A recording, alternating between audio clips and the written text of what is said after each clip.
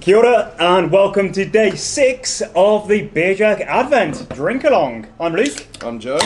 Today we're drinking a beer from Mountain Culture. Be Kind Rewind. Yeah. You've been to Mountain Culture, hey Joe? I have, yeah. I was on the trip I took to Sydney earlier this year. I was very keen to get out to the Blue Mountains, do some walking. Heck yeah. And yeah, visit the tap room in the Blue Mountains, which was really cool. Such a great aroma on that. It just absolutely just stinks. Just Yeah. so All the powerfully hopped. New Awesome. England IPAs or hazy IPAs that these guys make are phenomenal. But this is one of the best, and it's cheers. Sort of named and designed after because their tap room and first brewery in Katoomba was in an old Civic Video store. Yeah, so you may have seen the Michel Gondry film, Be Kind Rewind, with Mos Def and Jack Black. And it's a really crazy, weird film. Basically, the premise is that these guys work in a video shop and someone brings in a magnet and it demagnetizes all the videos. So they have to record their own versions of all the films. And it's just a wild film. It's really fantastic. I would recommend it. Michel Gondry does a lot of amazing stuff, like Eternal Sunshine of the Spotless Mind, and loads of cool music videos. Match will be watch Be Kind Rewind whilst drinking Be Kind Rewind. So yeah, homage to the video store heritage of the building. Yeah, the video stores were huge until they weren't, and it was always a really cool treat. I feel like they were all coloured like that as well. United Video, Civic Video, the Blockbuster, I feel like was... Video Easy? Video Easy was maybe a lighter blue, but they're all pretty much gone now. But yeah, this is very much Civic Video vibes. And Mountain Culture made a big splash on the scene, so they started in 2019.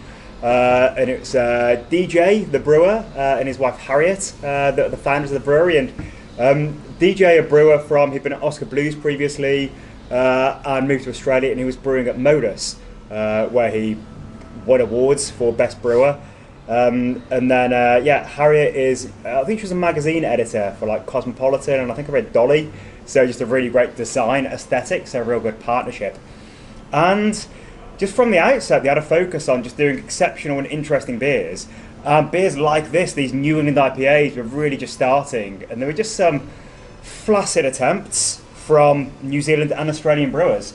So I think everyone was just blown away with beers like this. And then COVID happened, and they just had queues and queues, and their online drops would just sell it instantly. And real American sort of hype brewery vibe, which never, other than Mountain Culture, never really happened in this part of the world, did it? No, it was Mountain Culture, and there were maybe one or two other Aussie ones. It would be Range. Yeah, Range was around a similar time. Deeds, and that whole idea of Americans queuing up around the block for things has never really happened in New Zealand ever, and not really Australia either. That was a bit of a glitch in the system. I don't know if we'll see that again. No. This beer entered I think it was one of the top 3 rated New England IPAs in the world on Untapped the year that it came out, which is pretty incredible, thinking about the breweries around the world that are making this style of beer. Yeah. No, and it holds up with sort of other half, Trillium, Cloudwater, those kind of really big hitters from around the world. Yeah. Because it's just perfect. It's got that lovely sort of soft mouthfeel, nice thick body, and just a big punch of tropical aroma. Yeah. Using Sabro, so you get that kind of unique coconutty character that really helps the beer come across as quite creamy. And obviously pineapple is another big tasting note of Sabro. Yeah. And then Vic Secret hops, which are, pineapple-y as well. And it just, it's like a creamy pina colada-y kind of milkshake of a beer, and it's phenomenal. They've entered it into their core range, so this is relatively easy to find if you're in good bottle stores in Australia these days. And what I always love about when a beer enters the core range is that the brewer's just making it all the time, so it can be honed and perfected. So this was amazing from the outset, but what you're drinking now is probably better than ever, because they're just really getting the very best out of their brew kit and out of all of the very high-end ingredients that go in there. And yeah, it's the best of the best. There are so many shit hazy IPAs around, these flaccid things that people just are happy with because they're all kind of nice. You know, it's like low bitterness and a bit of fruity hop character, but drinking a beer like this ruins those shit ones for you, as it should. There's ones that are substandard and don't use enough hops. No.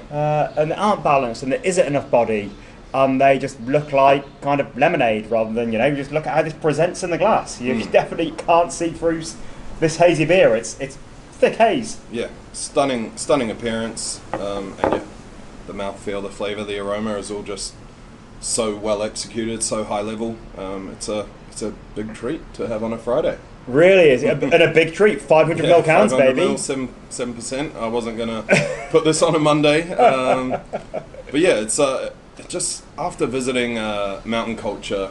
It was like a 37-degree day. Yeah. Inner city was super humid, and you know, it's like hot on the train. But you get off and you're in the Blue Mountains, and the humidity's gone because you're quite far inland.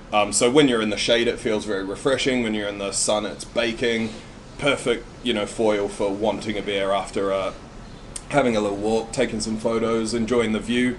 The Blue Mountains, the view is actually blue. Yeah. Which I didn't think it was. I just thought there might have been like a rock that looked kind of blue or something. It's but the name. Yeah, it's because they're all sort of gum trees or eucalyptus trees. It's the oil from those sort of vaporizing and mixing with the dust, and yeah, the light refracts really blue. So very unique, cool place. Definitely worth the sort of hour and a half, 2 hour train out of Sydney. Yeah. And there's an amazing brewery to enjoy before getting the train back. So good. Yeah, and when you go in there, you know, obviously you're sort of looking forward to these kind of beers, but Mountain Culture are a brewery that just excel at everything. Their lager is phenomenal. They have West Coast Pilsners, you know, also amazing. West Coast IPA is very good. Some dark beers, and it was just, yeah, a great place to go. And my friend and I, we stopped on the train on the way back. He was like, oh, they've got this new brewery in this industrial area, sort of halfway between Katoomba and Sydney. Didn't tell me it was like a 20-minute walk back in the humid part at 36 degrees at about 8 p.m, having been drinking beer and being hot all day. So it wasn't enjoyable. Thanks, Sean. And the sort of drinking platform in the brewery is also up. Yeah. So it was like maybe 50 degrees air temperature. Oh. Sort of. But yeah, just the scale of that brewery. To say they've only begun 5 years ago, the scale of their brewery was ginormous. So they're really pumping beer out. They're winning the Gabs Hottest 100 every year, getting their beer in all bottle stores. And yeah, just when you're walking back to a train, having sat in a 50-degree tap room for an hour or so, you just buy a couple cans of lager for the walk, and it's the best lager you've ever drank. And they just ramped up immediately. It was so fast, so impressive. And Beer Jug, we were chatting to them, pretty much from the outset, because we try and have our finger on the pulse of what's happening around the world, and we love importing great beer from Australia. And for 2-3 years or so, we check in every now and again, and they're like, "Oh, guys, we're just selling out instantly. Like we can't even spare half a pallet load of beer to send to New Zealand, so sorry." So yeah, the moment they got their big brewery online was the first time they brought some of their beer over, and yeah, we've done a handful of imports from these guys, and it's all so impressive.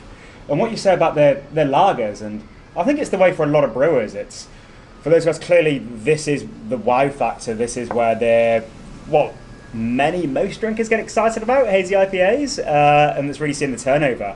But their lagers are what perhaps get the brewers more excited. And it was really cool to see. I think it was last year they did that the Ralph Beer Festival. Really? And it was, I suppose, when you are in that position that you have such hype around you and such excitement, you can push your own agenda on other stuff that perhaps would be too risky for others to try.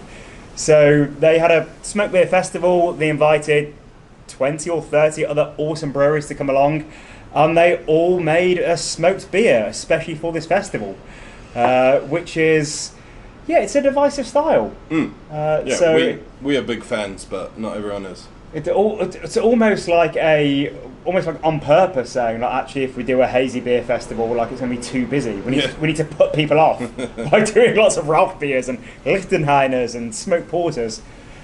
So yeah, really cool, really yeah, the really fun ethos behind the brewery, and yeah, the liquid in the cans is also pretty incredible. So fantastic work, Mountain Culture. Do keep it up, and I'm looking forward to coming and visiting your place in the Blue Mountains.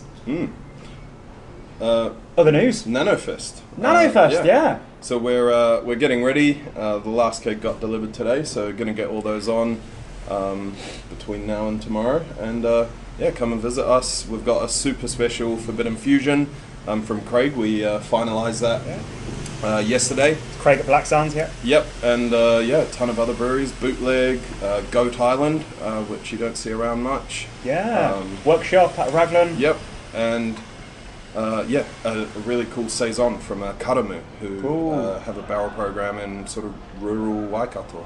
Yeah. So yeah, that's exciting. So that's NanoFest, so free entry. It's from 12 o'clock till 8 on Saturday afternoon. Really chill, it's free entry. We just do a celebration that we do every quarter of the smallest and most interesting breweries around the country, so lots of special stuff.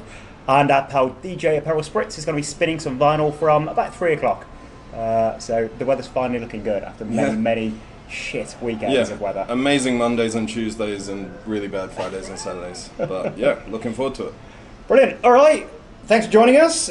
See you tomorrow. Cheers.